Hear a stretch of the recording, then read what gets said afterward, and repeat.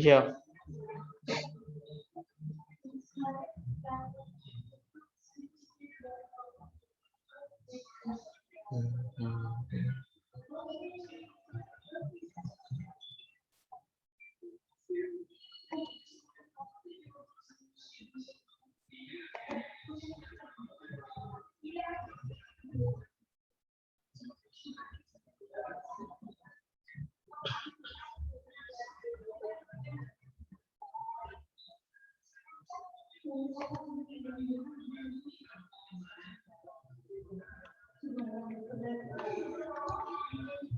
Tes. Dengar suara aku enggak? Dengar. Bismillahirrahmanirrahim. Assalamualaikum warahmatullahi wabarakatuh. Di sini saya akan mempresentasikan artikel tentang pendidikan tauhid sejak anak usia dini dalam keluarga. Di sini saya menulis abstraksinya, yaitu pendidikan tauhid sangat penting diajarkan pada anak sejak usia dini agar anak mengenal Allah dengan baik. Sebagaimana firman Allah dalam Al-Quran surat Luqman ayat 13, ayat tersebut perlu ditafsirkan dengan metode yang benar, salah satunya ditafsirkan dengan metode Al-Maudhu'i. Fokus ayat dalam tafsir ini dalam Quran surat Luqman ayat 13 dan Al-An'am ayat 82. Terkhusus surat Luqman ayat 13 terdapat kata kunci yaitu li benihi yang mempunyai makna anak Luqman, anak laki-laki, kemudian ya'iduhu yaitu memberikan pelajaran atau memberikan nasihat. Terus ada tusyrik mempunyai makna yaitu mempersekutukan. Kemudian ada kata la zulmun pada surat Luqman ayat 13 memiliki makna kezaliman. Dalam surat Luqman ayat 13 dapat dipahami bahwa penting untuk mendidik anak mengenai tauhid sejak dini karena mempersekutukan Allah merupakan kezaliman yang besar. Bab pendahuluan yaitu tauhid adalah mengesahkan Allah. Menurut Zainuddin, tauhid berasal dari kata wahid yang artinya satu. Pengertian ini sejalan dengan pengertian tauhid yang digunakan dalam bahasa Indonesia, yaitu keesaan Allah. Mentauhidkan berarti mengakui dan keesaan Allah, mengesahkan Allah. Pendidikan tauhid sangat penting diajarkan pada anak usia dini agar anak mengenal Allah dengan baik. Pendidikan tauhid sejak dini sangatlah penting agar anak senantiasa mengesahkan Allah dan tidak berbuat syirik karena syirik merupakan kezaliman yang besar. Sebagaimana firman Allah dalam Quran surat Luqman ayat 13, Bismillahirrahmanirrahim. Wa idz qala Luqmanu li ibnihi wa huwa ya'iduhu ya bunayya la tusyrik billah innasyirka la dzulmun adzim, yang artinya dan ingatlah ketika Luqman berkata kepada anaknya ketika dia memberikan pelajaran kepadanya, wahai anakku, janganlah engkau mempersekutukan Allah, sesungguhnya mempersekutukan Allah adalah benar-benar kezaliman yang besar. Dalam ayat tersebut terdapat kata li ibnihi yang artinya anaknya. Kata anak dapat berarti seseorang dalam usia kanak-kanak atau penyebutan seseorang oleh orang tuanya. Kemudian terdapat kata ya'iduhu yaitu yang artinya pelajaran. Selain itu juga terdapat tusyrik yang artinya mempersekutukan. Jelas bahwa terdapat pemahaman untuk memberikan pelajaran atau pendidikan tauhid atau mengenai keesaan Allah kepada anak agar tidak menyekutukan Allah. Pengertian anak dalam ayat tersebut harus dipahami dengan baik, terutama berkaitan dengan usia, sehingga dapat memberikan pendidikan tauhid kepada anak sebagaimana yang dimaksudkan ayat tersebut. Metode penelitian. Artikel ini merupakan kajian tafsir ahkam dengan metode tafsir al-maudhu'i. Ada beberapa konsep tentang metode tafsir al-maudhu'i. Sekurang-kurangnya ada 2 langkah pokok dalam proses penafsiran secara al-maudhu'i. Yang pertama yaitu mengumpulkan ayat-ayat yang berkenaan dengan satu maudhu' atau satu tema tertentu dengan memperhatikan masa dan sebab turunnya. Yang kedua, mempelajari ayat-ayat tersebut secara cermat dengan memperhatikan nisbat atau korelasi satu dengan yang lainnya dalam peranannya untuk menunjuk pada permasalahan yang dibicarakan. Kemudian artikel ini menggunakan metode al-maudhu'i dengan langkah-langkah yang telah menyesuaikan sebagai berikut. Yang pertama yaitu menetapkan masalah yang akan dibahas, yaitu topiknya. Yang kedua, menginput ayat-ayat yang berkaitan dengan masalah tersebut. Yang ketiga, melakukan penafsiran kata kunci. Yang keempat, memahami korelasi ayat terpilih dalam surahnya. Yang keempat, menjelaskan tafsir dengan asbabun nuzulnya. Yang kelima, menyusun pembahasan dalam kerangka yang sempurna atau outline-nya. Yang keenam, melengkapi pembahasan dengan hadis-hadis yang relevan dengan pokok bahasan. Yang ketujuh, menyusun kesimpulan-kesimpulan yang menggambarkan jawaban Al-Quran terhadap masalah yang dibahas.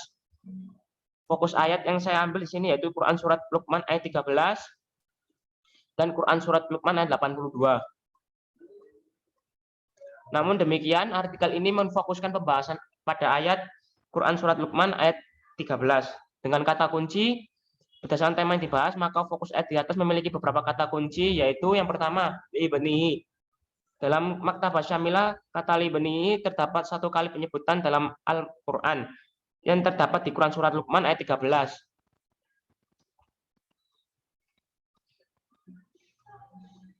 Dapat kita lihat kata li'ibnihi mempunyai makna anaknya. Siapa yang dimaksud anaknya di sini? Yaitu anaknya Luqman yang dijelaskan dalam surat Quran surat Luqman.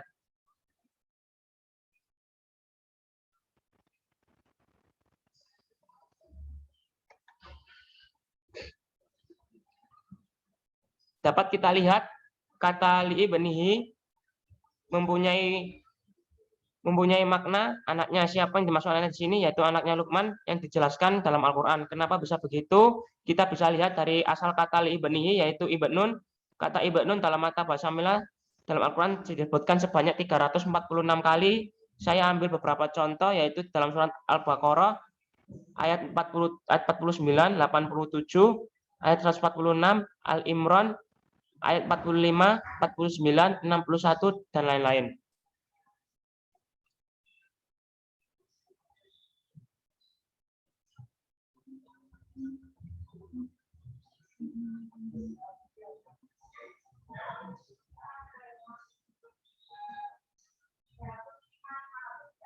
Rekodnya mandek, Rek.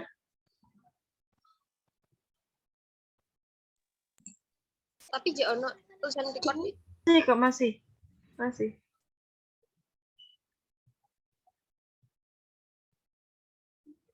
Oke.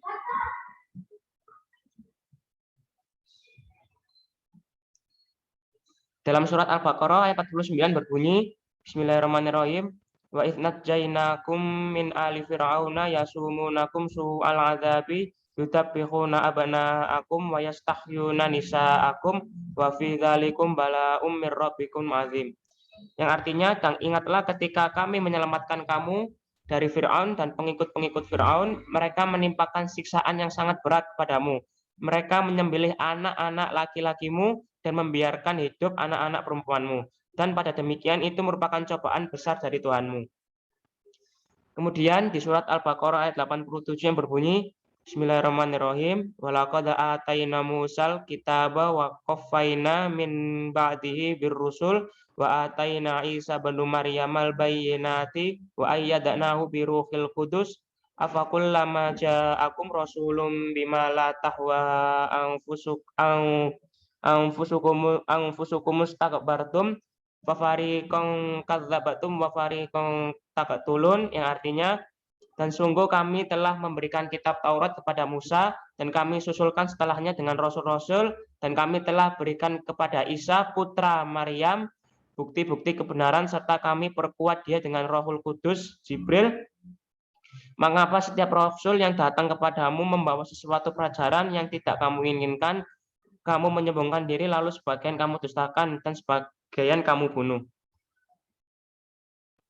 Kemudian di surat Al-Baqarah ayat 146 yang artinya, orang-orang yang telah kami beri kitab Taurat dan Injil mengenalnya Muhammad seperti mereka mengenal anak-anak mereka sendiri. Sesungguhnya sebagian mereka pasti menyembunyikan kebenaran padahal mereka mengetahuinya. Dapat kita lihat ayat di atas, terdapat berbagai model kata seperti abna ahum, ibnun, dan abna akum yang memiliki makna yang hampir sama. Untuk kata abana akum memiliki makna anak-anak laki-laki. Untuk yang ibnun mempunyai makna seseorang yang mempunyai seorang anak laki-laki, dan untuk abna ahum memiliki makna anak-anak. Dalam hal ini, penulisan mengartikan anak usia dini sebagai anak yang berusia 0 sampai 6 tahun. Dapat kita ambil kesimpulan dari beberapa makna di atas, kembali ke dalam kata kunci surat Luqman ayat 13, yaitu li'ibnihi mempunyai makna anaknya. Siapa yang dimaksud di sini? Yaitu anaknya Luqman yang mendapat pengajaran untuk jangan pernah menyekutukan Allah. Kemudian yaitu ada ya'iduhu. Di dalam Maktabah Syamilah, kata ya'iduhu penyebutan satu kali di dalam Al-Quran, yaitu di dalam surat Luqman ayat 13. yang mempunyai makna kata yaitu memberikan pelajaran. Siapa yang dimaksud untuk diberikan pelajaran dalam ayat ini yaitu anaknya Luqman. Pelajaran mengenai tentang apa?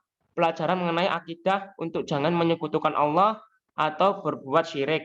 Dalam kehidupan sehari-hari, pembelajaran akidah kepada anak merupakan pembelajaran yang harus diperhatikan sejak dini, agar seiring berjalannya waktu, anak kita tidak terjerumus dalam kesyirikan. Yang ketiga yaitu tusyrik. Dalam Maktabah Syamilah, kata tusyrik disebutkan sebanyak 14 kali dalam Al-Quran, yaitu terdapat dalam Quran Surat An-Nisa ayat 36, Al-Am'an ayat 19, 41, 64, 78, 80, 151, kemudian ada Al-A'raf ayat 33, Al-Hud ayat 54, Al-Hajj ayat 26, Al-Ankabut ayat 8, Luqman ayat 13, 17, dan Ghafir ayat 73. Dalam surat An-Nisa ayat 36 yang artinya, dan sembahlah Allah dan janganlah kamu mempersekutukannya dengan sesuatu apapun, dan berbuat baiklah kepada kedua orang tua, karib kerabat, anak-anak yatim, orang-orang miskin, tetangga dekat, tetangga jauh, teman sejawat, ibnu sabil, dan hamba sahaya yang kamu miliki. Sesungguhnya Allah tidak menyukai orang-orang yang sombong dan membanggakan diri. Kemudian di dalam surat Al-An'am ayat 19 yang artinya, katakanlah Muhammad, siapakah yang lebih kuat kesaksiannya? Katakanlah Allah. Dia menjadi saksi antara aku dan kamu. Al-Quran ini diwahyukan kepadaku agar dengan itu aku memberi peringatan kepadamu dan kepada orang-orang yang sampai Al-Quran kepadanya. Dapatkah kamu benar-benar bersaksi bahwa ada Tuhan-Tuhan selain bersama Allah? Katakanlah, aku tidak dapat bersaksi. Katakanlah, sesungguhnya hanya dialah Tuhan yang Maha Esa, dan aku berlepas diri dari apa yang kamu persekutukan dengan Allah. Dari ketiga surat di atas, kata tusyrik mempunyai makna yaitu mempersekutukan, di mana mempersekutukan Allah merupakan perbuatan syirik, dan kita dilarang untuk berbuat hal tersebut. Apabila melakukan hal tersebut, kita akan mendapatkan azab yang pedih, dan mempersekutukan Allah termasuk kezaliman yang besar. Dapat disimpulkan pelajaran apa yang diajarkan oleh Luqman kepada anaknya, yaitu tentang larangan mempersekutukan Allah atau berbuat syirik kepada Allah, karena itu termasuk kezaliman yang besar. Kemudian kata la-zulmun. Dalam Maktabah Syamilah, la-zulmun disebutkan sebanyak 1 kali dalam Al-Quran, yakni terdapat dalam surat Luqman ayat 13. Namun untuk kata zulumati disebutkan dalam Maktabah Syamilah sebanyak 13 kali dalam Al-Quran, yaitu terdapat dalam Quran Surat Al-Baqarah ayat 257, Al-Ma'idah ayat 16, Al-An'am ayat 1, ayat 39, ayat 122, Ar-Rod ayat 16, Ibrahim ayat 1, ayat 5, Al-Anbiya ayat 87, Al-Ahzab ayat 43, Fatir ayat 20, dan At-Tolak ayat 11. Dalam Quran Surat Al-Baqarah ayat 257 yang artinya Allah pelindung orang yang beriman. Dia mengeluarkan mereka dari kegelapan kepada cahaya iman. Dan orang-orang yang kafir pelindung-pelindungnya adalah setan yang mengeluarkan mereka dari cahaya kepada kegelapan. Mereka adalah penghuni neraka, mereka kekal di dalamnya. Kemudian di Al-Ma'idah ayat 16 yang artinya, dengan kitab itulah Allah memberi petunjuk kepada orang yang mengikuti keridhoannya ke jalan keselamatan. Dan dengan kitab itu pula Allah mengeluarkan orang dari gelap gulita kepada cahaya dengan izinnya dan menunjukkan ke jalan yang lurus. Dari kedua ayat di atas, kata zulumati mempunyai makna gelap atau kegelapan. Pada surat Al-Baqarah ayat 257 memiliki kandungan bahwa orang yang berpegang teguh kepada Allah, dia tidak akan sendiri karena Allah melindungi orang-orang yang beriman. Begitupun sebaliknya, jika orang kafir pelindungnya setan yang selalu mengajak pada hal-hal yang kegelapan dan tempat mereka di neraka kelak. Sedangkan surat Al-Ma'idah 16 mempunyai kandungan makna barang siapa yang berpegang teguh pada kitab suci Al-Quran maka akan diberikan petunjuk jalan keselamatan dari kegelapan dengan cahaya dengan izin Allah. Kata la-zulmun pada surat ayat 13 memiliki makna kezaliman. Kandungan makna dari surat Luqman ayat 13 bahwa kita harus mengajarkan kepada anak-anak kita jangan menyekutukan atau berbuat syirik pada Allah karena perbuatan tersebut termasuk kezaliman yang besar.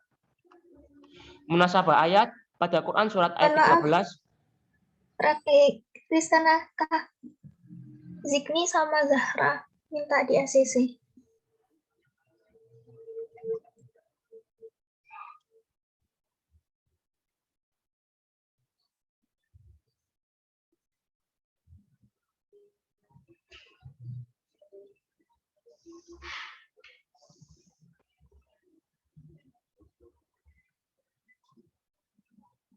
Sudah. Oke, saya lanjut.